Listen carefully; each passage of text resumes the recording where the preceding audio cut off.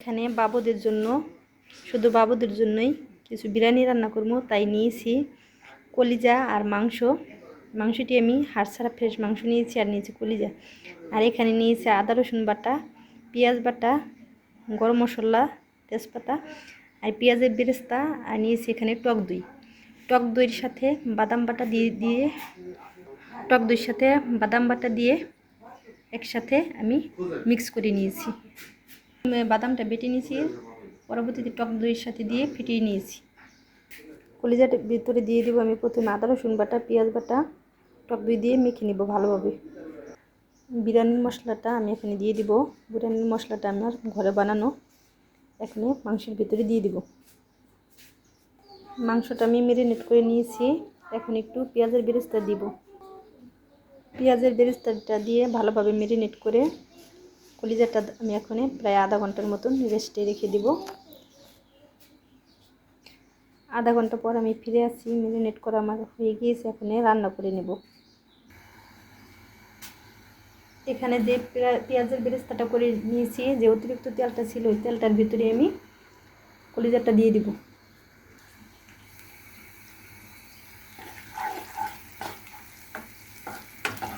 বাচ্চাদের জন্য রান্না করব, তো তাই একটু ভালোভাবে সিদ্ধ করে নিব। আগে রান্নাটা ভালোভাবে আগে করে নিব, যেন সিদ্ধটা ভালো হয়, নরম মাংসটা কলিজাটা যেন খুব সুন্দরভাবে নরম হয়, নয়তো ওরা ভালোভাবে খেতে পারবে না।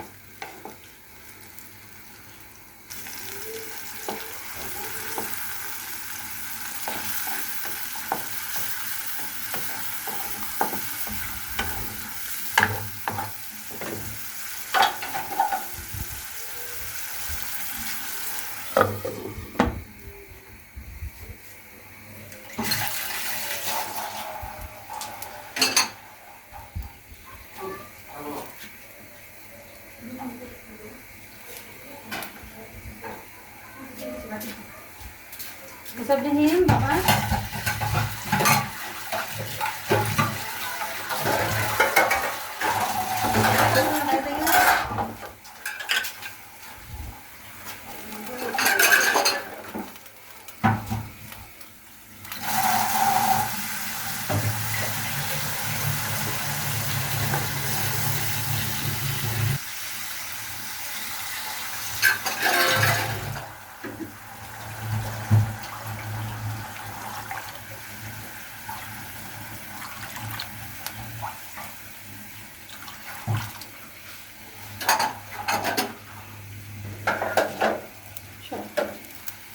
পানিটা আমি দিয়ে দিয়েছি। এখন ঢাকনা দিয়ে ঢেকে ভালোভাবে সিদ্ধ করে নিচ্ছি।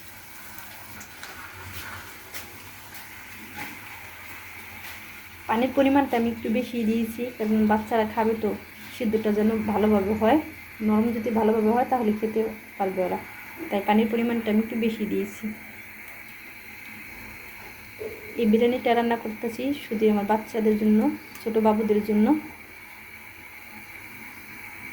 এখানে মাংস রান্নার জন্য প্রথমে আমি তেলটা গরম করে নিয়েছি, তারপরে দিয়ে দিয়েছি পেঁয়াজ, এখানে দিয়ে দিয়েছি তেজপাতা, কিছু গরম মশলা দিয়ে পেঁয়াজটা আমি এরকম লাল লাল করে ভেজে নিয়েছি। এখানে দিয়ে দিয়েছি আমি আদা রসুন বাটা, আর দিয়ে দিয়েছি এখানে কিছু টক দই।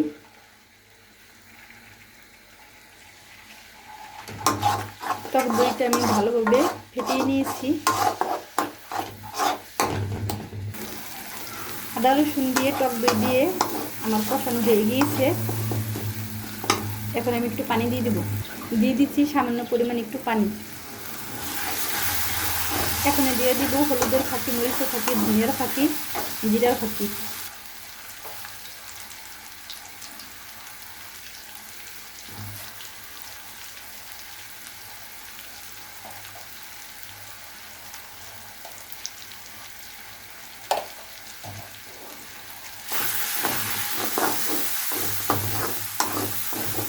দিয়ে দেবো সামান্য পরিমাণে একটু পানি।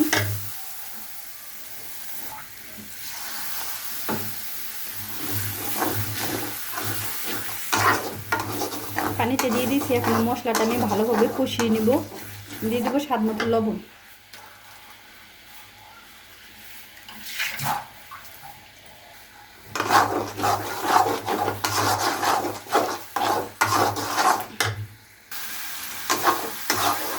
মশলাটা আমার কষানো হয়ে গিয়েছে, পেঁয়াজ থেকে তেলটা ছেড়ে দিয়েছে।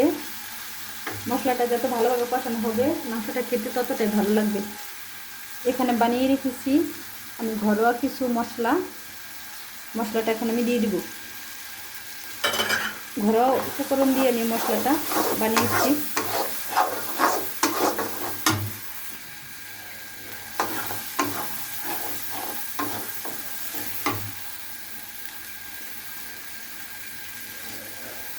দিয়ে দিচ্ছি একটু পানি, এখন দিয়ে দিচ্ছি মাংস।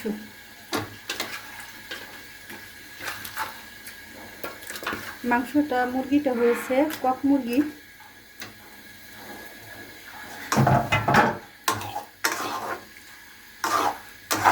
মাংসটা এখন আমি ভালোভাবে কষিয়ে নিব।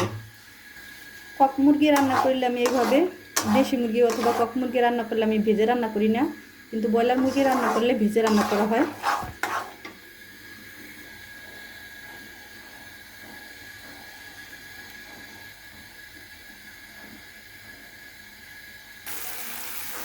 মাংসটা আমার কষানো হয়ে গিয়েছে, এখন ঝোলের জন্য পানি দিয়ে দিব।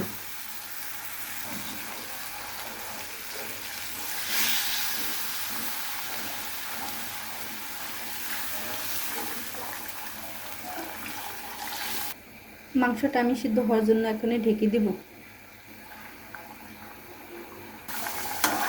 ঢাকনাটা আমি তুলে কিছু আলু ভেজে রেখেছি, আলুটা আমি দিয়ে দেবো মাংসের ভিতরে। এভাবে আলুটি আমি হালকা করে ভেজে নিয়েছি। আলুটি দিয়ে দিচ্ছি, এখন আমি আবারও ঢাকনা দিয়ে ঢেকে দিচ্ছি মাংসটা। ফাইনালি আমার মুরগির মাংস রান্নাটা হয়ে গিয়েছে, এখন নামিয়ে নিচ্ছি। মুরগির মাংসের ঝোলটা আমি বেশি রাখি নেই, এরকম ভুনা ভুনা করে নিয়েছি।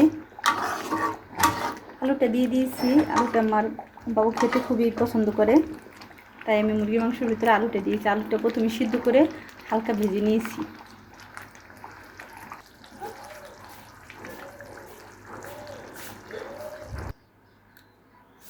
আমার মুরগির মাংস রান্নাটা কমপ্লিট হয়ে গিয়েছে, এরকম ভুনা ভুনা করে নিয়েছি। মাংসটা আমার ভালোভাবে সিদ্ধ হয়ে গিয়েছে।